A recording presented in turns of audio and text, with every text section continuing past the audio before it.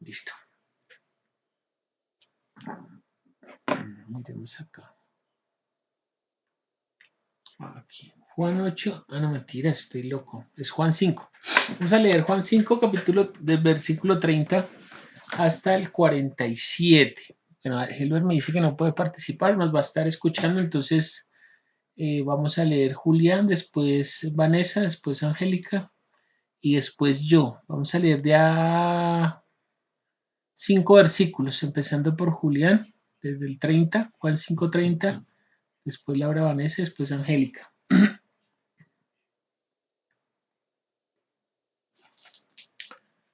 Juan 5:30 en adelante.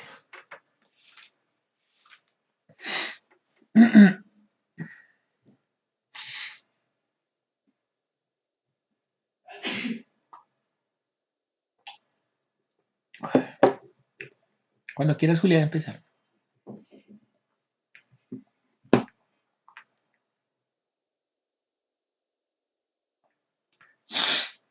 Si pueden habilitar sus cámaras, mejor. Me siento hablando con el computador. Dale, Julián.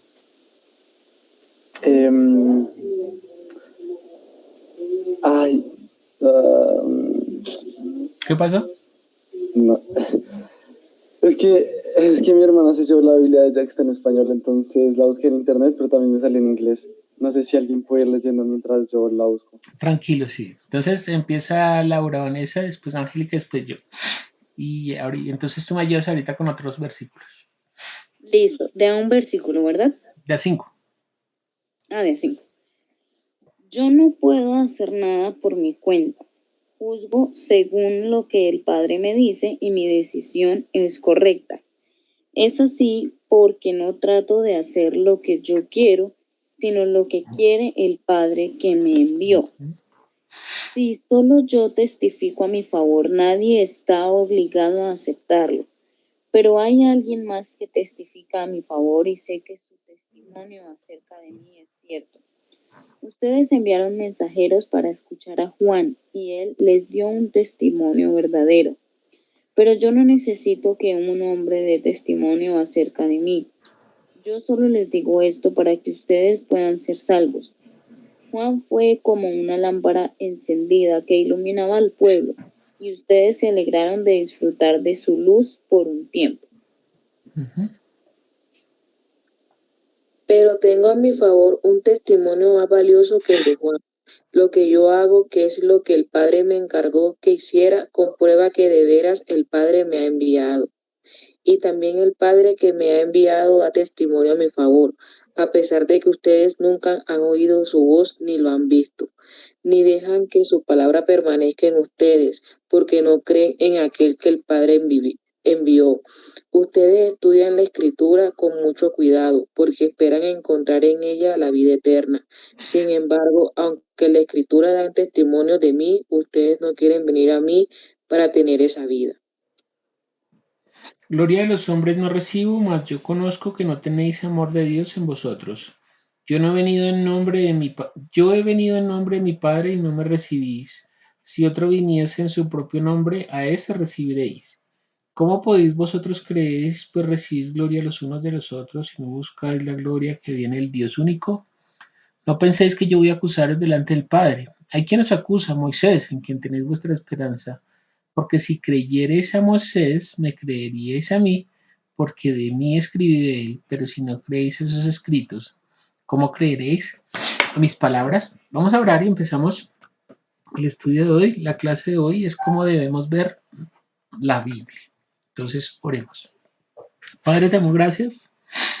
En esta noche pedimos tu bendición, que seas tú obrando por medio de tu Espíritu Santo, que seas tu Espíritu tomando esta palabra y llevándonos a la verdad.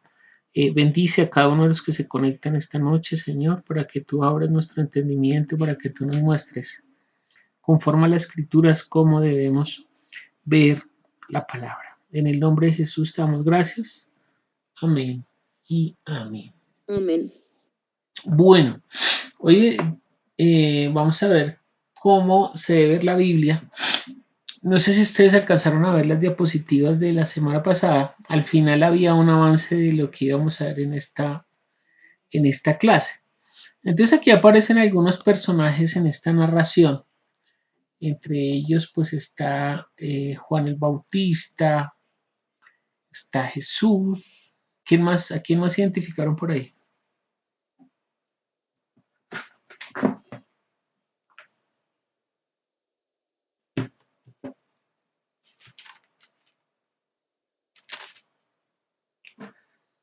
¿Quién más?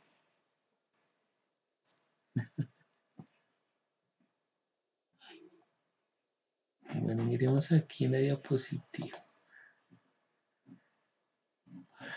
Bueno, varias cosas de las que está hablando Jesús. Está hablando, por ejemplo, del Padre, está hablando de él, está hablando de la Escritura, está hablando de Juan el Bautista, está hablando de Moisés, por ejemplo.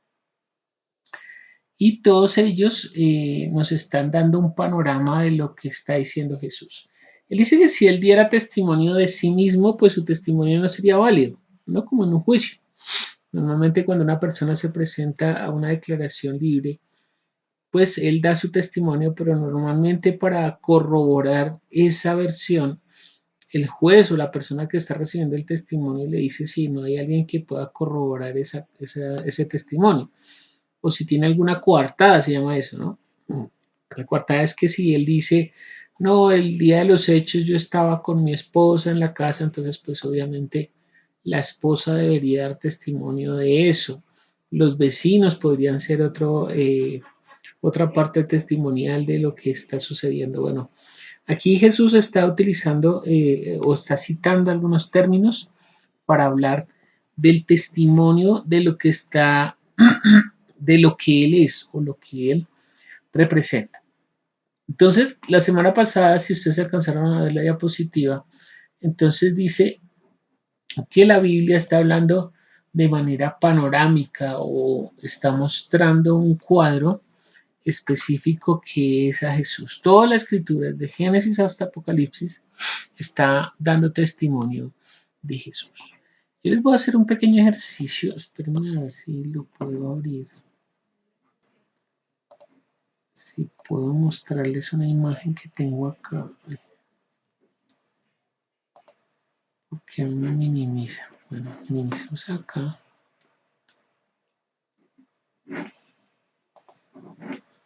Quiero hacer un ejercicio con ustedes. Bueno, espero que les vuelvo a compartir. Como estaba tomando el pelo esto. Bueno, les voy a compartir una imagen y ustedes me van a decir qué es eso que se ve en la imagen. ¿Qué ves ahí, Vanessa? ¿Qué ves ahí, Angélica? Julián, ¿qué hay ahí en esa imagen? Yo lo veo como una pierna de una vaca. Una pierna y una vaca. ¿Qué ve Angélica ahí? No, una pierna o la cola de una vaca. La cola y una vaca. ¿Y Julián, qué ves ahí? Sí, yo como, no sé, una bandera pues con una línea con manchas. Una bandera, ¿no?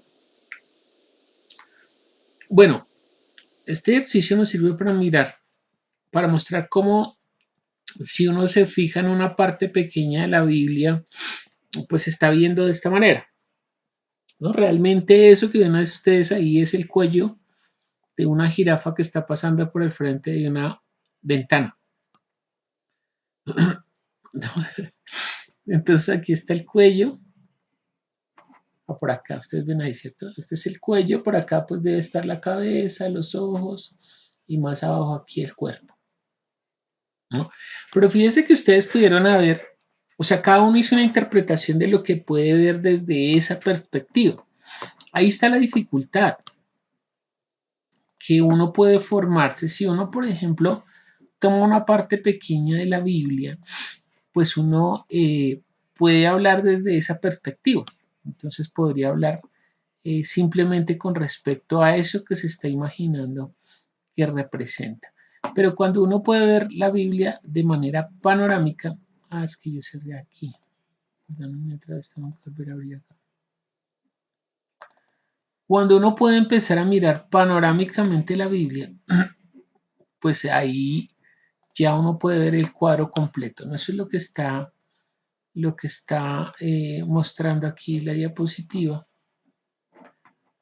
es que realmente el cuadro completo o la Biblia, toda la escritura está completando este cuadro en el que el centro es Jesús. Jesús es la imagen que se forma eh, cuando uno puede ver cada partecita, ¿no? Es como si cada cuadrícula de estas o cada ficha de este rompecabezas fuera un libro de la Biblia.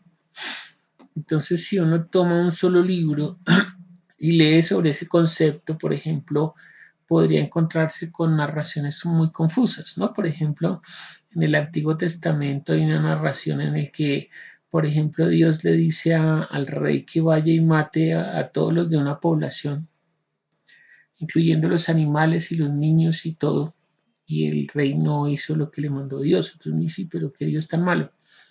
O uno puede mirar otra narración en la que una mujer se casa con un muchacho, el muchacho muere, se casa con el hermano, el hermano muere, y así con 5 hermanos, no me tienes con 5, no, como con 3 hermanos, y el papá dice, no, ya este que me queda ya no se lo voy a dar porque me está matando a los hijos.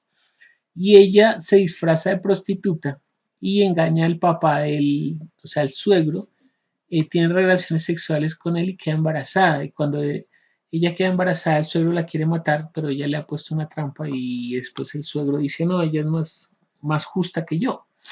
Entonces uno dice, uy, pero esas historias como tan raras, ¿no? Muy chistosas, pues chistosas no, hasta escabrosas, pero todo eso tiene que ver de alguna manera en relación a mostrarnos a Jesús.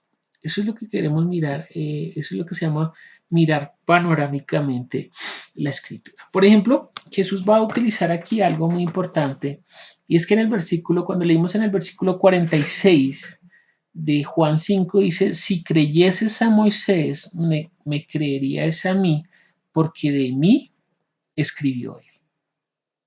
Está diciendo que Moisés escribió de él. ¿Qué libros escribió Moisés?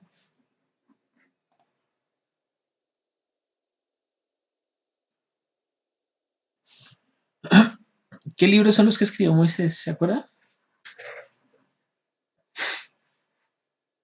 Particularmente Moisés escribió solamente 5 libros. Los primeros 5 libros de la Biblia son de Moisés.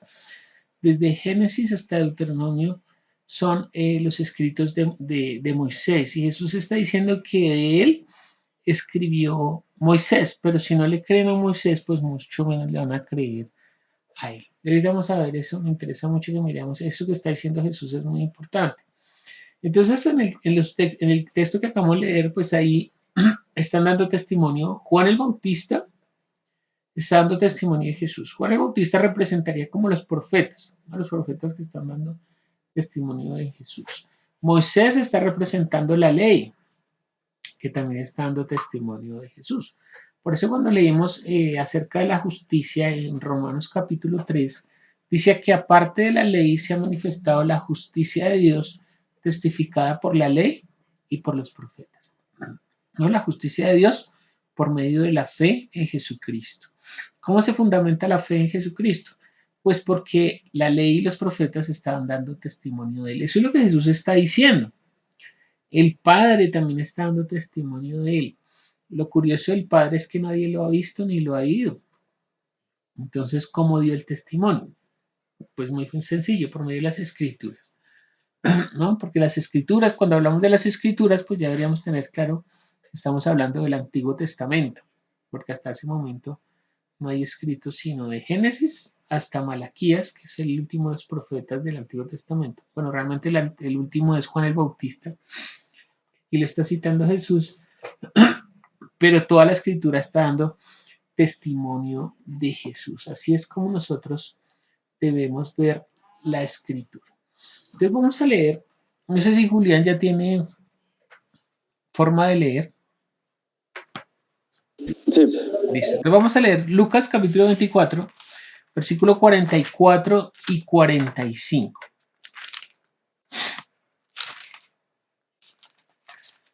Lucas 24, 44 y 45.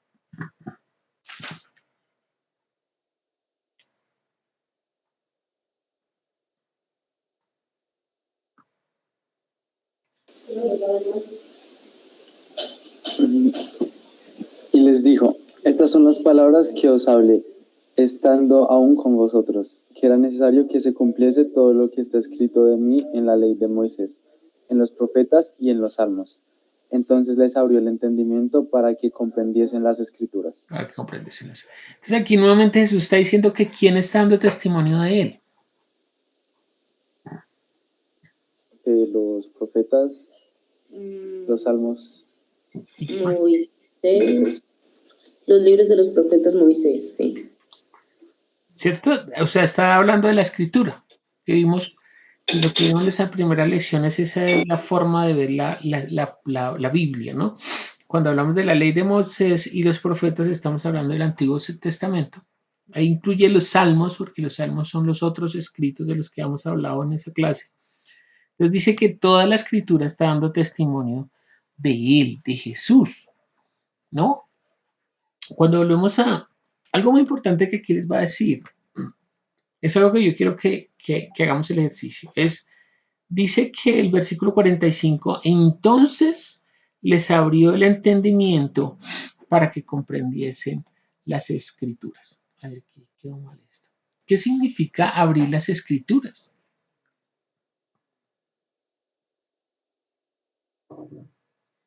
Aquí dice que entonces les abrió el entendimiento para que comprendiesen las escrituras.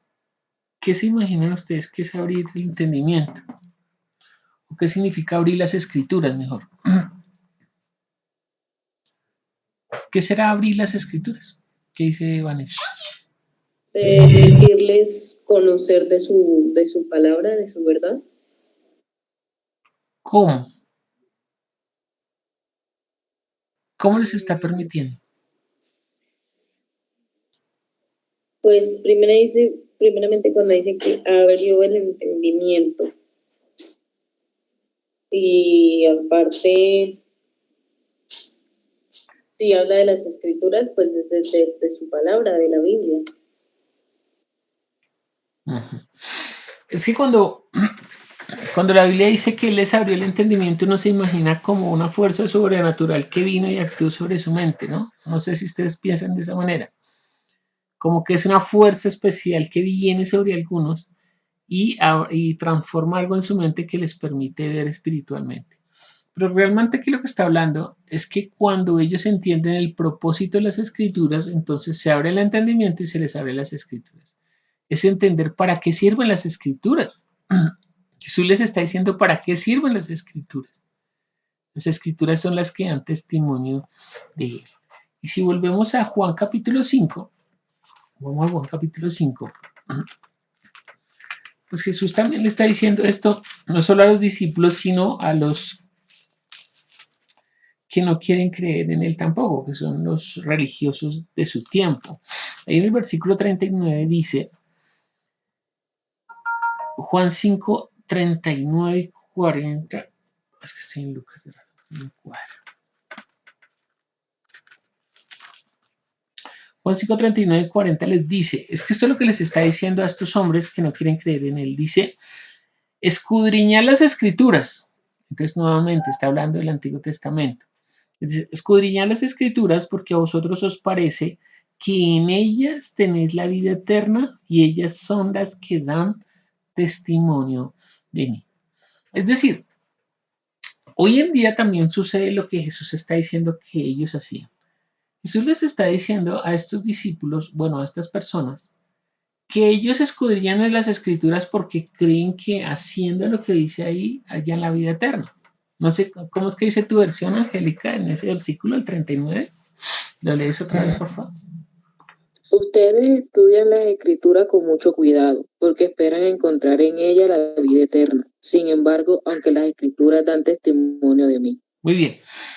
Ellos, o sea, los hombres de esta región a los que le está hablando Jesús, creen que las escrituras se estudian con cuidado porque creen que ahí está la vida, ¿no? Entonces, ¿cómo hacían ellos para tener la vida? Pues, por ejemplo, si ustedes miran a los fariseos, ellos eran muy cuidadosos en cumplir la ley de Moisés, ¿no? Entonces ellos creían que cumpliendo la ley de Moisés podían tener la vida eterna.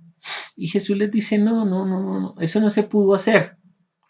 Realmente las escrituras para lo que sirven es para dar testimonio de mí, como dice el versículo 39, y el versículo 40 dice, y no queréis venir a mí para que tengáis vida. Realmente la vida está en Jesús y la escritura está dando testimonio de Él para que la gente pueda venir a Él y tener la vida. Entonces hay un cambio ahí, ¿no? Y es que Jesús abre el entendimiento o abre las escrituras cuando muestra realmente para qué sirven las escrituras.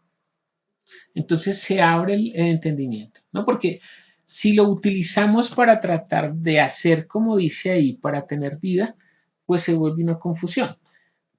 Por lo que estamos viendo de los escritos.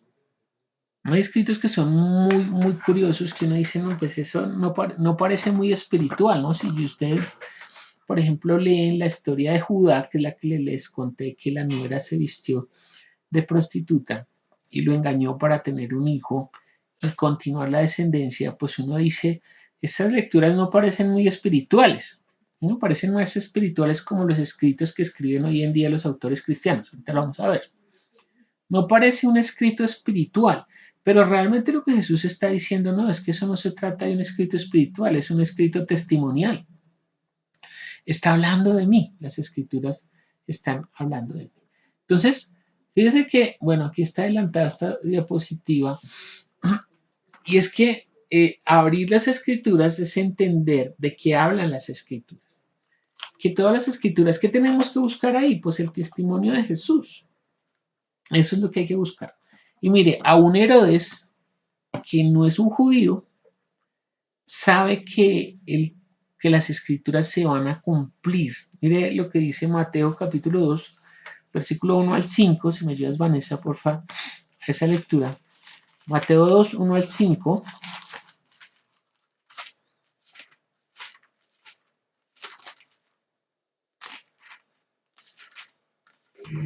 Dice, Jesús nació en Belén de Judea, cuando gobernaba el rey Herodes. Después de su nacimiento, llegaron a Jerusalén unos sabios del oriente y preguntaron, ¿dónde está el rey de los judíos recién nacido? Pues vimos su estrella cuando salió y venimos a adorarle. Cuando el rey Herodes oyó esto, se preocupó mucho, al igual que toda la gente de Jerusalén. Fue así como reunió a todos los jefes de los sacerdotes y a los maestros de la ley y les preguntó dónde iban a ser el Mesías. Ellos le dijeron en Belén, en la provincia de Judea, porque eso fue lo que escribió el profeta. Ahora lee el versículo 16, por favor.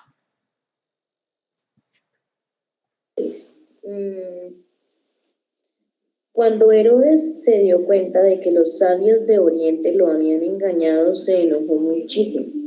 Así que tomó en cuenta los cálculos que había averiguado de los sabios y mandó a matar a todos los niños varones menores de 2 años en Belén y sus alrededores. Fíjense que Herodes está creyendo la escritura. No, porque cuando vienen estos sabios buscando al rey de los judíos, es que él era el rey de los judíos, ¿no? Herodes en ese momento es rey de los judíos. Y ellos dicen, estamos buscando al rey de los judíos. Herodes dice, manda a llamar a los sabios y les pregunta, ¿dónde dice la escritura que iban a hacer? Es decir, que él está entendiendo que hay un cumplimiento de las escrituras en ese rey de los judíos. Y entonces ellos dicen, pues ahí hay una concordancia de lo que les están diciendo, ¿no? Cuando les pregunta, les dice que van a hacer en Belén. Abajo dice que eso lo dijo el profeta Miqueas en el capítulo 5, versículo 2. Ustedes pues lo pueden validar. Y hace una anotación, dice, tú, Belén, de la tierra de Judá, no eres la más pequeña entre los príncipes de Judá, porque de ti saldrá un guiador que apacentará a mi pueblo Israel. Esa referencia es de Miqueas. No sé Miqueas de qué tiempo, lo buscamos acá. ¿De qué tiempo es el profeta Miqueas? Del siglo VIII antes de Cristo. Miqueas es 800 años antes de Cristo. Miqueas está anunciando dónde habría de nacer el rey de los judíos, o sea, dónde iba a nacer Jesús. y dijo que iban a nacer en Belén. Y Herodes entiende que como van a ser ahí, y los sabios no quisieron regresar porque el ángel les dijo no regresen porque obviamente Herodes les está diciendo a los magos que les diga dónde lo encuentran para ir y matarlo. Porque obviamente él tiene temor de que se levante otro rey de Israel. Entonces, él que tanto así cree que manda, después de que ellos no regresaron, calcula más o menos el tiempo y manda gente a Belén para matar a todos los niños menores de 2 años para matar ahí también el que será rey de los judíos. Entonces hasta él está entendiendo que la escritura está hablando de Jesús. Y es que desde el mismo inicio de la caída del hombre, Dios está hablando de alguien que va a venir a futuro y va a arreglar esa condición de los hombres. Mire lo que dice Génesis capítulo 3, versículo 15. Ay, ¿yo qué estoy haciendo? Me moví acá. Así. Génesis 3:15. Bien. Si quieren yo lo leo. Dice así Génesis 3:15. Esto sucede inmediatamente después de que Adán y Eva cometen la transgresión. Dios da esta sentencia, dice en el versículo 15, y pondré enemistad entre ti, es decir, le está hablando a la serpiente, leamos desde el 14, dice, y Jehová Dios dijo a la serpiente, por cuanto esto hiciste, maldita serás entre todas las bestias y entre todos los animales del campo, sobre tu pecho andarás y polvo comerás todos los días de tu vida, y pondré enemistad entre ti y la mujer, entre tu simiente y la simiente suya, esta te herirá en la cabeza, y tú le herirás en el calcañar. Ahí ya hay una promesa de Dios, que de la simiente de la mujer habría de venir el que le pisaría la cabeza a esa serpiente antigua que está siendo representando o está representando a Satanás. ¿No? Entonces fíjense que es una promesa. ¿Desde cuándo? Desde Génesis ya está hablando de la simiente de la mujer. ¿No? Entonces vamos a ver que aunque esa historia empieza en Adán, porque aquí estamos hablando desde el tiempo de Adán, esa promesa se formaliza en el tiempo de Abraham. En el tiempo de Abraham, Dios va a formalizar esa promesa, dándole esa promesa a Abraham. Entonces le voy a pedir a Angélica si me ayudas con Génesis capítulo 18, versículo 10. Bueno, les voy a dar 3 versículos para que ustedes me ayuden. Entonces, Angélica, Génesis 18, 10 y después el 14. Después, Julián, por favor, Lucas capítulo 1, 35 al 37. Y después saltas al 78, 79. Y Vanessa, Laura Vanessa, Juan capítulo 8, versículo 56. Y yo voy a buscar Romanos 9, 9. Vamos a ver cuál es la promesa que está dando Dios a Abraham. Entonces busquen sus versículos. Cuando los tengan, entonces empezamos a leer todos para que los otros escuchen los versículos, las otras porciones bíblicas.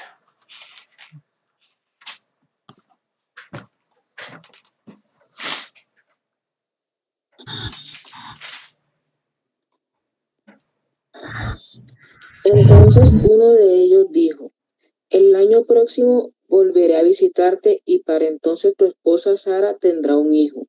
Mientras tanto, Sara estaba escuchando toda la conversación a espaldas de Abraham, a la entrada de la tienda. ¿Y el 14?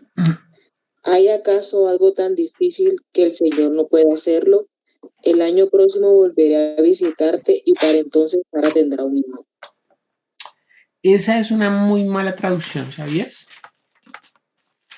No. ¿Por qué me atrevo a decir eso? Porque el traductor cree que Dios va a visitar el próximo año a Abraham. Pero te voy a leer en la versión Reina Valera, como dice, es más aproximada a la traducción. Dice ahí en el versículo 10, 18, que el versículo 10 de Romanos 18 dice, en esta versión dice, entonces dijo, de cierto volveré a ti. Fíjate que no está diciendo en qué tiempo. La promesa es, de cierto volveré a ti y según el tiempo de la vida, he aquí que Sara, tu mujer, tendrá un hijo. Y Sara escuchaba a la puerta de la tienda que estaba detrás de él. ¿Notas una diferencia?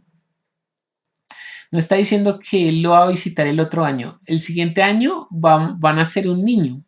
Pero la promesa es que en el tiempo de la vida volveré a ti. Y el versículo 14 dice, ¿hay para Dios alguna cosa difícil? Al tiempo señalado, fíjate que no está diciendo en qué tiempo, al tiempo señalado volveré a ti y según el tiempo de la vida, Sara, tu mujer, tendrá un hijo. Fíjense que la promesa que le está dando Dios a Abraham es que él va a regresar en el tiempo de la vida. Es un tiempo futuro para que él crea que Abraham va a regresar, o para que Abraham crea que Dios va a regresar en un tiempo futuro, entonces le dio que tuviera un hijo. Esa es la señal para que él sepa que iba a volver. ¿No? Porque es que Abraham es viejo, la esposa es estéril y ya le ha pasado la costumbre de las mujeres. O sea, ya le llegó la menopausia. Es decir, por ningún lado Sara puede tener hijos y Abraham es viejo. Entonces la promesa es, voy a volver en el tiempo futuro, en el tiempo señalado volveré y Sara, tu mujer, tendrá un hijo. Entonces mucha gente cree que la promesa es el hijo. No, la promesa es que va a regresar, pero en el tiempo de la vida. Y va a venir un hijo. ¿Qué es lo que pasa con ese hijo? Que ese hijo es la promesa de Génesis 3, es la simiente de la mujer. Es decir, desde Abraham va a venir hasta pasando por, desde Adán va a pasar por Abraham, después a futuro va a pasar por Jacob, por Isaac, por David, hasta llegar a María, porque es de la simiente de la mujer. ¿No? Esa es la promesa que está dando Dios a Abraham. Y antes de que leamos Lucas, mire lo que dice, no, bueno, sin perder su lectura, yo la busco. Juan capítulo 8, porque sabemos que es así, porque Jesús lo dijo. Mira ahí en Juan capítulo 8, ahora sí miremos Juan capítulo 8. Dice Jesús ahí en el versículo 56. Tú me habías dicho Juan 8:56. 56 te dije. Ah, perdón, sí, yo te lo había dado. Sí, leamos ese. Su antepasado Abraham se alegró mucho de que iba a poder ver el día en que yo viniera. Él lo vio y se puso muy contento. Muy bien. Fíjense que Jesús está diciendo que Abraham vio el día de Jesús. ¿Cuándo lo vio?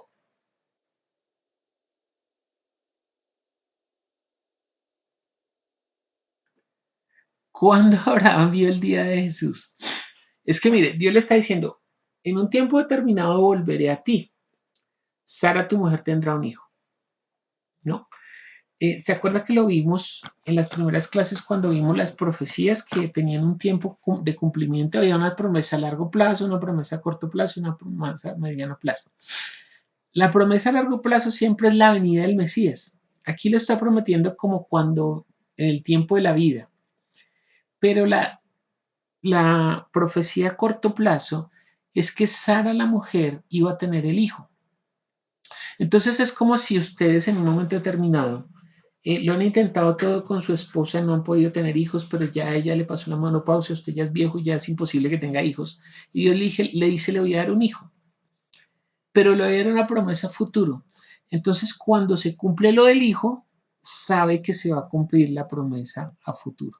Porque si cumple esto que es imposible, que es que Sara tenga un hijo, pues también cumplirá. Por eso dice, ¿habrá algo imposible para Dios? En el tiempo señalado volveré a ti y Sara, tu mujer, va a tener un hijo. La señal de que va a volver es el hijo. Por eso dice, Abraham se gozó de que había de ver mi día. Lo vio y se gozó. ¿Cuándo lo vio? Pues cuando vino el cumplimiento del hijo.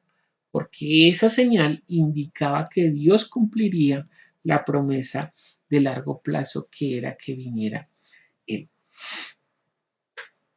Listo. Leamos ahora Lucas 1:35 al 37.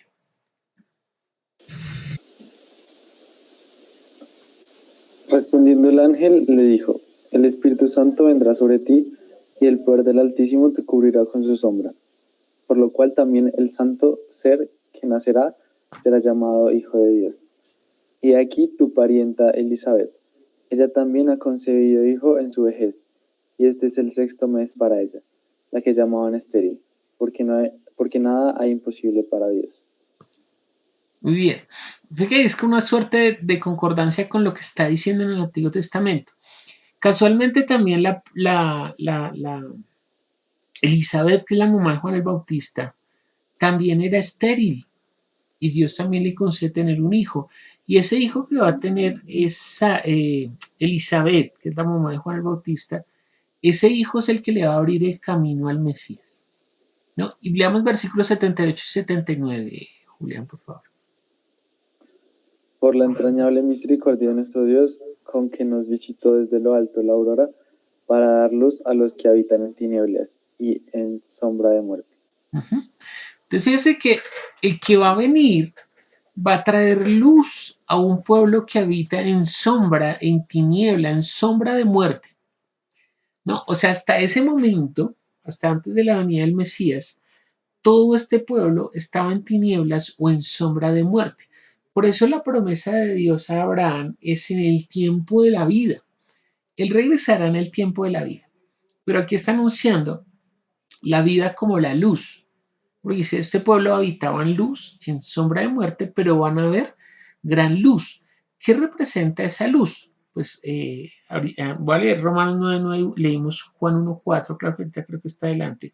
Juan 9, que Romanos 9:9 dice, porque la palabra de la promesa es esta, por este tiempo vendré y Sara tendrá un hijo. ¿Sí es? Pablo está diciendo a los romanos que la promesa es esta, por este tiempo volveré, ¿no? Por este tiempo vendré. Esa realmente es la promesa. Y entonces aquí dice que en qué tiempo prometió que regresaría, en el tiempo de la vida. Por eso, cuando el profeta está hablando sobre lo que va a pasar con Jesús, que era un pueblo que habitaba en tinieblas y que van a ver gran luz, está hablando de esa asociación, porque Dios prometió regresar en el tiempo de la vida. Y Juan 1:4 dice, volvamos a Juan, estoy aquí en Hechos. Juan 1:4 nos habla de qué es la luz y cuál es esa manifestación de este pueblo que estaba en tinieblas y vio la gran luz. Dice, en él estaba la vida, hablando de Jesús. Dice, en él estaba la vida y la vida era la luz de los hombres. Es decir, la venida del Hijo es la manifestación del tiempo de la vida, porque hasta ese momento había reinado la muerte espiritual. ¿Desde cuándo reinó la muerte espiritual? Desde Adán. ¿No? Porque Adán, por la transgresión, muere espiritualmente, pero inmediatamente muere espiritualmente, Dios promete que de la simiente de la mujer va a venir uno que va a deshacer esas obras que hizo Satanás y después a Abraham le da la promesa, va a venir, pero en el tiempo de la vida va a regresar. Dios mismo va a venir con luz o con vida. Esa es la promesa. Y en Gálatas 4:4 dice, pero cuando vino el cumplimiento del tiempo, Dios envió a su Hijo, nacido de mujer y bajo la ley, para que redimiese a los que estaban bajo la ley, a fin de que recibiésemos la adopción de hijos. Y por cuando sois hijos, Dios envió a vuestros corazones el Espíritu de su Hijo, el cual clama, Abba, Padre. Así que ya no eres esclavo, sino hijo, y si hijo, también heredero de Dios, por medio de Cristo. Ese es el cumplimiento que se está dando en Jesús, ¿no? Que Dios entrega esa promesa desde hace mucho tiempo y va transitando, va siguiendo hasta que se cumple en Jesús. Entonces, es como cuando usted ve, por decir algo, un tren, ¿no? Ustedes ven un tren que sale desde un destino y sale desde un origen y tiene determinado un destino, ¿no? Entonces, sale ese tren, por ejemplo, desde Buenaventura y está destinado a llegar a Bogotá. Esa es su trayectoria. Entonces se anuncia la salida ya en Buenaventura y empieza a recorrer y se perdió. Entró a un túnel, por ejemplo. Pero aunque no lo estamos viendo, él continúa su recorrido. Más o menos así la escritura. No, porque fíjese que ese es el anuncio desde Génesis. Estamos viendo el anuncio tanto por Adán como por Abraham. Y después sigue corriendo la historia, sigue corriendo la historia, sigue corriendo la historia, sigue corriendo la historia. Pero no estamos viendo al protagonista. ¿Sí? Pero el tren va siguiendo como si hubiera entrado a un túnel. Y en un momento determinado aparece. ¿Cuándo aparece ese tren? En Mateo capítulo 1, versículo 1. O sea, ahí vuelve a aparecer el tren, ¿no? Cuando sale del túnel, pero aunque no lo estábamos viendo en ese recorrido, Él está cumpliendo indefectible, o sea, Dios está cumpliendo indefectiblemente eso que había prometido desde el principio y se va a cumplir en Jesús. Por eso Mateo empieza de esa manera. Mateo es el primer libro después del Antiguo Testamento y empieza precisamente con esto. Dice el libro de la genealogía de Jesucristo, hijo de David, hijo de Abraham. Entonces empieza con esa genealogía. Ahí vuelve a aparecer Jesús, no es como cuando el tren entonces entra al túnel y ya no lo volvemos a escuchar, no lo volvemos a ver, pero cuando va recorrido, pero cuando sale el tren otra vez, y lo volvemos a ver, ¿no? Pero nunca dejó de avanzar esa historia estaba como corriendo en la parte trasera, no era tan evidente, por eso a veces se confunde el Antiguo Testamento, porque uno podría utilizar el Antiguo Testamento o la escritura para hablar de cualquier otra cosa y perder por un momento la noción de que lo que está corriendo por detrás realmente, la historia que se está desenvolviendo es la historia de Jesús. No realmente el protagonista, es como cuando usted ve una serie, el protagonista deja de aparecer por unos episodios, no importa, hay otros actores de reparto que se llaman de reparto porque están conectando la historia con el personaje principal. Pero cuando aparece el protagonista, pues indefectiblemente nosotros sabemos que la historia nunca dejó de hablar de él. Ahí en Gálatas capítulo 3, versículos 6 al 9 dice, así Abraham creyó a Dios y le fue contado por justicia. Es decir, Abraham le creyó a Dios la promesa que le había hecho. Pero fíjese que Dios es bueno porque Él siempre da una certificación de que lo que Él dice se va a cumplir. En Abraham fue su hijo. O sea, Abraham creyó porque había una evidencia de que Dios había de cumplir su palabra. Por eso le dice, no hay nada imposible para Dios. Por eso le otorga a Sara tener un hijo. En dos dimensiones. Una, para que él crea y le sea contado por justicia. Fíjese que Abraham ya no obró por la ley, porque ni siquiera existía la ley. La ley va a venir hasta después, hasta 430 años por medio de Moisés. Y aquí ya se está consumando como el Evangelio, porque está diciendo que Abraham creyó que su justificación para con Dios fue porque creyó la palabra de Dios, no el cumplimiento de la ley. Después va a decir, si usted sigue leyendo la Gálatas, que ya lo debió haber leído por lo menos una vez, que la ley no invalida esa promesa. No, pero la promesa es primero, antes inclusive que la ley. Y dice que le fue contado por justicia esa fe. Por eso dice, sabed por tanto que los que son de fe, esos son hijos de Abraham. Y la escritura previendo que Dios había de justificar por la fe a los gentiles, dio de antemano la buena nueva a Abraham diciendo, en ti serán benditas todas las naciones, de modo que los de la fe son bendecidos en el creyente Abraham. ¿No? Muy bonito. Porque entonces para nosotros, fíjense que lo que está diciendo el autor de los Gálatas, bueno, Pablo es el autor de los Gálatas, le está escribiendo a los Gálatas que nosotros realmente entramos en ese pacto no por el cumplimiento de la ley de Moisés, sino por algo previo, que era una promesa que Dios había otorgado a Abraham.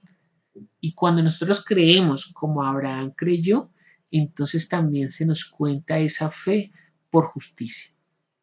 ¿No? Es lo que dice Romanos capítulo 3, cuando dice, aparte de la ley se ha manifestado la justicia de Dios testificada por la ley de los profetas, la justicia de Dios por medio de la fe en Jesucristo. Por eso es tan importante la fe. ¿No? Ese pacto para nosotros es fundamental.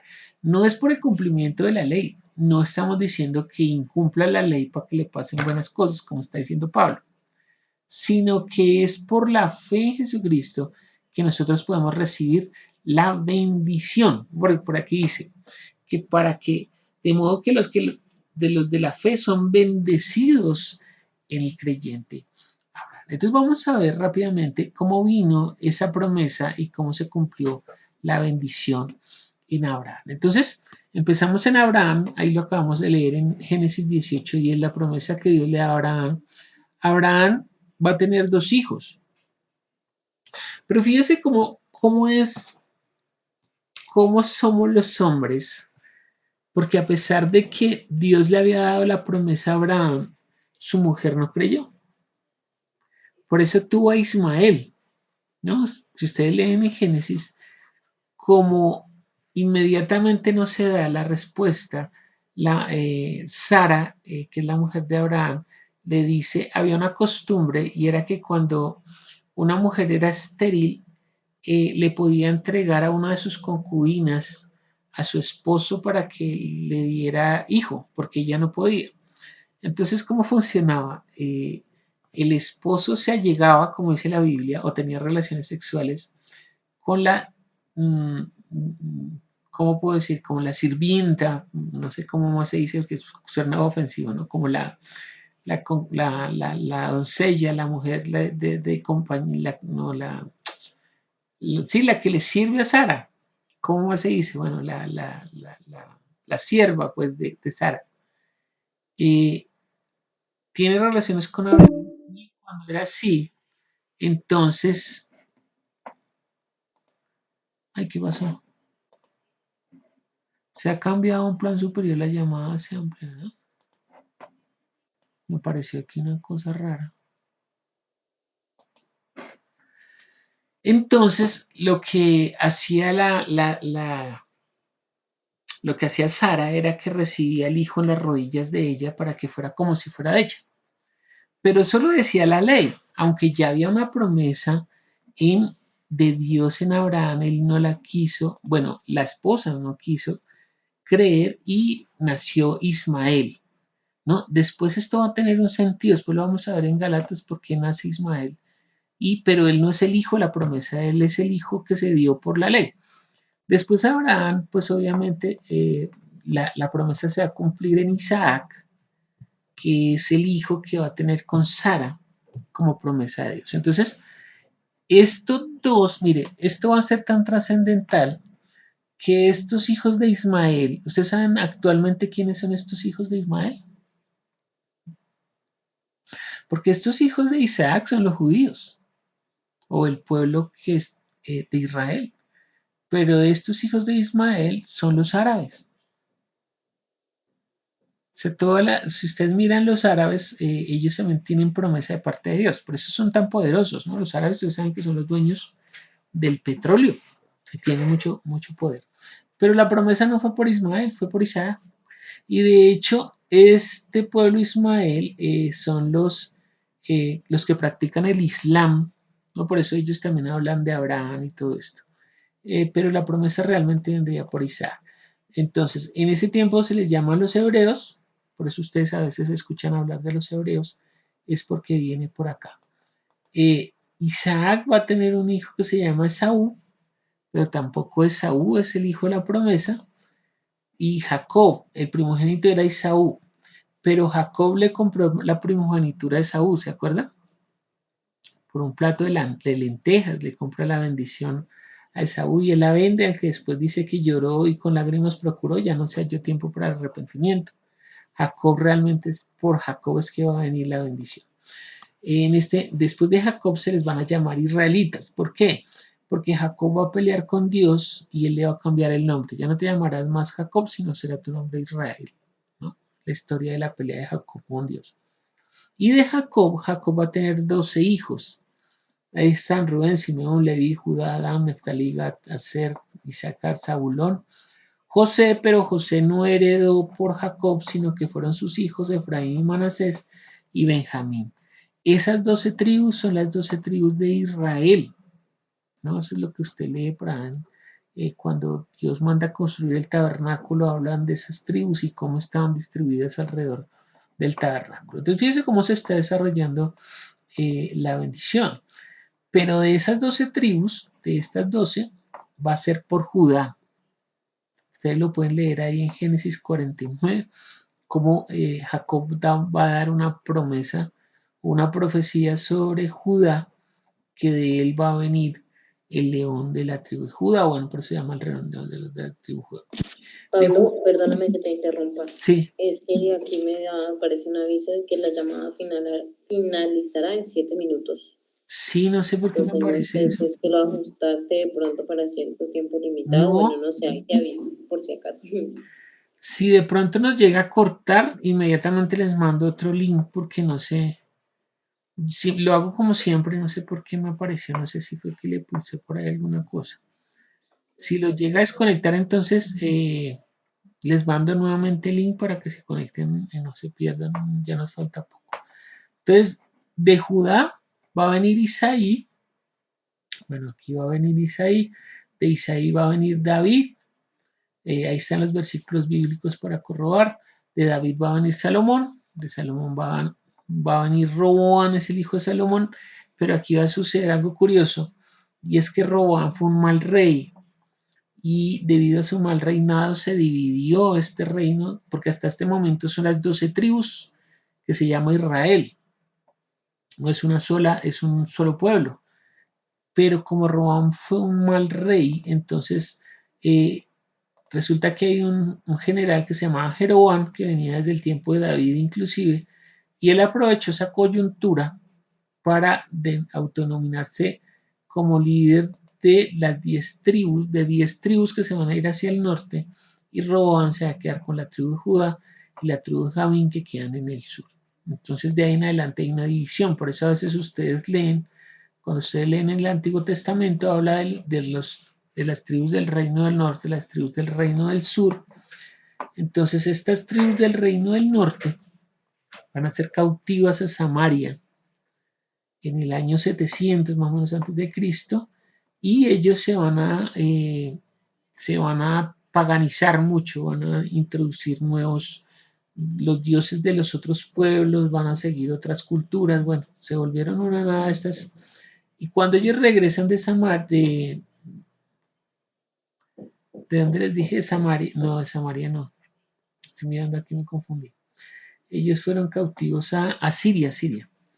Cuando regresan de Asiria, entonces ellos son los que llaman los samaritanos, o de los del norte, porque se paganizaron totalmente, y Efraín va a levantar un templo en el monte Gerizim para que estos del norte no se junten con estos del sur, y aquí por esta línea de Judá y Benjamín se va a levantar un templo que inicialmente lo hace Salomón, pero que lo destruyen en el tiempo de la venida, la cautividad. Ellos fueron cautivos a Babilonia, y cuando viene Nabucodonosor y los lleva cautivo, destruye el templo.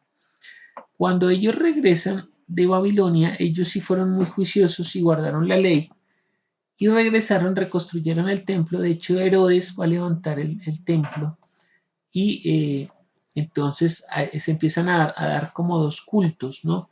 La de estos 10 tribus en Samaria y la de ellos aquí en Jerusalén en el templo. ¿Qué decían los de los samaritanos? Que ellos rendían un culto en verdad, que no era importante el templo sino la verdad. ¿Y qué decían los de aquí? Que ellos tenían el espíritu, que lo importante era el culto espiritual. Entonces, cuando Jesús viene, ¿se acuerda que tiene Jesús en Juan 4 una conversación con la samaritana?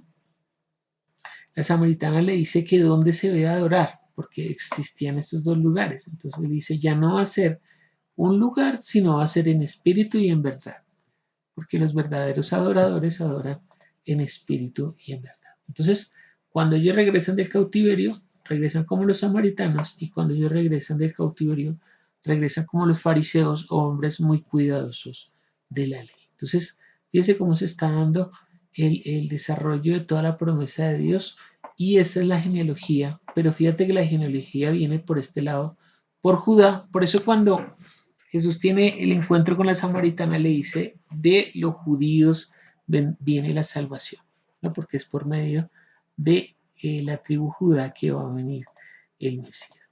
Entonces hay un problema con esto, porque si yo no asocio las escrituras a Jesús, pues yo puedo terminar hablando de cualquier cosa, ¿no?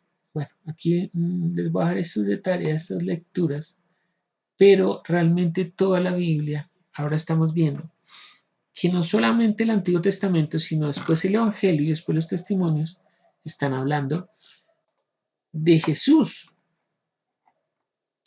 Desde la perspectiva del hombre, si uno no está entendiendo desde este pensamiento y está viendo panorámicamente toda la Biblia, pues uno puede hablar de cualquier cosa, ¿no? Por eso Jesús dice, porque ahí en Juan 8:43, ¿por qué no pueden entender mis palabras? Porque no pueden comprender mi lenguaje. Porque ellos están pensando que la Biblia se puede utilizar para otras cosas. Por ejemplo, aquí hay tres libros que ustedes puedan, bueno, no les recomiendo que los consigan, pero pues, fíjese que, por ejemplo, ese libro dice que habla de la moda cristiana. Y adivine qué utiliza para hablar de la moda cristiana. Pues sí, la Biblia la usa para eso. Entonces es un desentendimiento, porque está hablando, dice la llamada está a punto de terminar. ¿Qué pasaría? Bueno, los voy a desconectar y les envío un link para que se conecten inmediatamente. Ya nos falta poquito, entonces, porque yo no sé, a mí sé que la llamada está a punto de terminar. Entonces les voy a colgar. ¿Qué pasó? Hola.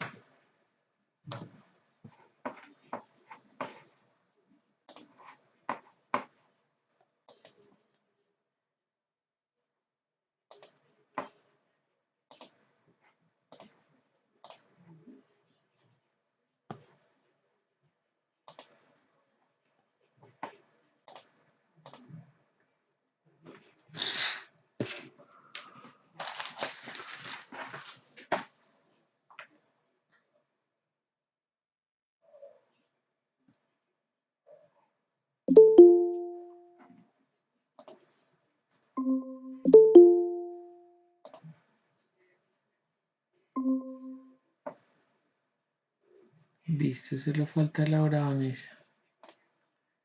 Sí, no sé por qué, no sé cómo, seguramente le pinché mal por ahí. Bueno, entonces fíjese que está la literatura cristiana, por ejemplo, cuando uno mira esta literatura, podría parecer más espiritual este tipo de lecturas que la misma Biblia, porque la Biblia pues habla unas historias que a veces uno dice pues como tan raras, ¿no? Por ejemplo, este otro libro de se llama Bruce Wilkinson, La billetera de Dios. Otro que se llama Amigos sin beneficios. Bueno, títulos de literatura cristiana. Bueno, ¿por qué existe este tipo de literatura cristiana? Pues porque creen que la Biblia, de hecho la están utilizando para eso, ¿no? Para la moda, para el dinero, para las relaciones, pero eso es ver desde una perspectiva muy básica, o no se han abierto realmente las escrituras para ellos, ¿no? Bueno, aquí dice, ¿cuál es la dificultad que está diciendo Jesús, por ejemplo, con respecto a esto? Miren lo que dice ahí Juan 8:44.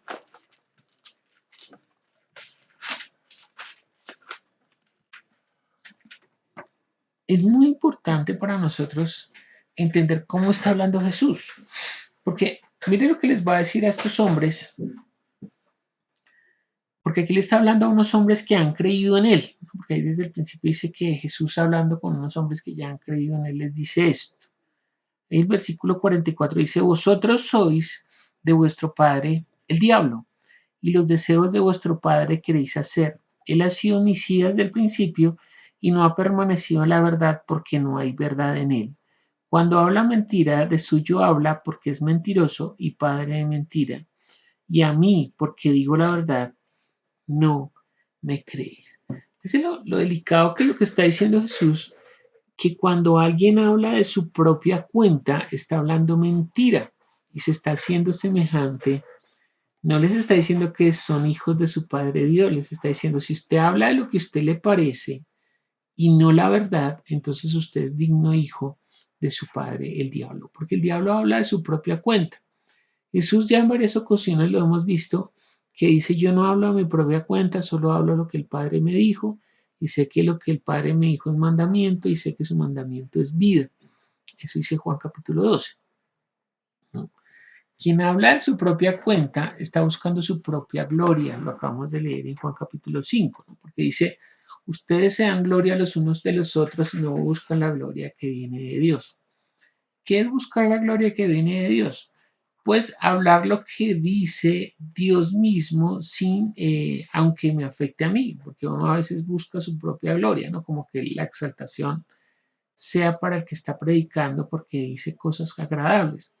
No necesariamente, a veces el Evangelio no se trata de cosas agradables, a veces habla cosas que son muy duras, ¿no? Por eso el Señor dice, mire, si hay algo que los quiere apartar, porque eso es lo que es delicado, Señor dice, si ustedes permanecen en mis palabras y permanecen, si ustedes permanecen en mi palabra, conocerán la verdad y la verdad los hará libres, ¿no? Entonces uno a veces tiende como a escuchar y a manifestar un conocimiento que quizás no es bíblico.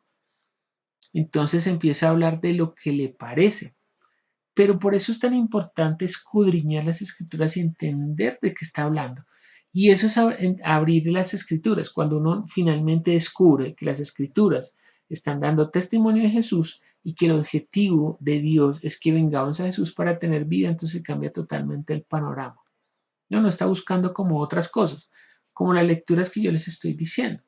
No porque escriben esas lecturas, porque parecieran más espirituales que lo que se está hablando en la propia Biblia, porque no están entendiendo cómo funciona. Que no es una cuestión mística, ¿no? Porque a veces uno dice, no, abrir las escrituras, Jesús les abrió las escrituras como que es algo místico, ¿no? Como que es algo sobrenatural, como que es algo... No, es simplemente entender el sentido de para qué sirve la Biblia y ahí se abre las escrituras. Entonces, como dice aquí, si uno no puede ver desde esa óptica, pues la Biblia se constituye en un escrito raro, ¿no? Como que no tiene mucho sentido mirar, parece más espiritual los otros escritos que realmente lo que está diciendo la Biblia. Pero cuando podemos ver espiritualmente es cuando podemos ver que la Biblia está testificando de Jesús y podemos ejercer la fe en Jesús. Cuando alguien ejerce la fe en Jesús, entonces realmente tiene vida y se le abren las escrituras. Entonces así debemos ver la Biblia, es verla panorámicamente, tratar de entender, eso es lo que estamos haciendo. Por eso es que ustedes ven que podemos ir tan fácilmente de Génesis hasta Apocalipsis o podemos pasar por Hebreos, porque todo está hablando de lo mismo, ¿no? Curiosamente, yo no sé si usted ha visto las Biblias que dicen cómo leer la Biblia en un año. Muchas de las Biblias dicen eso. Entonces, una guía para leer la Biblia en un año. Te le dice, lea hoy Génesis 18, capítulos 10 al 20, y después lea Salmos, capítulo 119, versículos 1 al 10, y después lea Apocalipsis. Pues, ¿quién lee un libro así? Pues imagínate, usted va a leer una obra literaria y le dicen, no, primero lea el capítulo 10 y después regresa al capítulo 2 y después, pues nadie puede leer una Biblia así. La Biblia se lee en orden. Originalmente, no, inicialmente uno debe empezar por los evangelios porque ahí está dando la revelación del Antiguo Testamento. Cuando lee todo el Nuevo Testamento, ya se puede remitir al Antiguo para empezar a mirar en qué porciones está hablando de Jesús. Entonces, ese será el estudio de hoy. Así se debe ver la Biblia. Se debe ver de manera panorámica, siempre buscando qué está hablando de Jesús. Y si ustedes han tenido la oportunidad de participar en nuestros cultos o servicios dominicales, pues no hay un servicio en el que nosotros no hablemos de Jesús, porque es imposible si el libro, y no estamos utilizando ningún otro libro, ¿no? Alguna vez un pastor nos preguntó que cómo hacía para estudiar Juan, que qué libro le recomendábamos para estudiar Juan. Pues ¿cómo así qué libro? Pues la Biblia, ¿no? No hay otro libro. Curiosamente, cuando uno toma los cursos en las iglesias, le dan una cartilla para estudiar la Biblia. Entonces la cartilla lo guía, pero pues allá hay una interpretación de alguien. O sea, ya le están filtrando el conocimiento.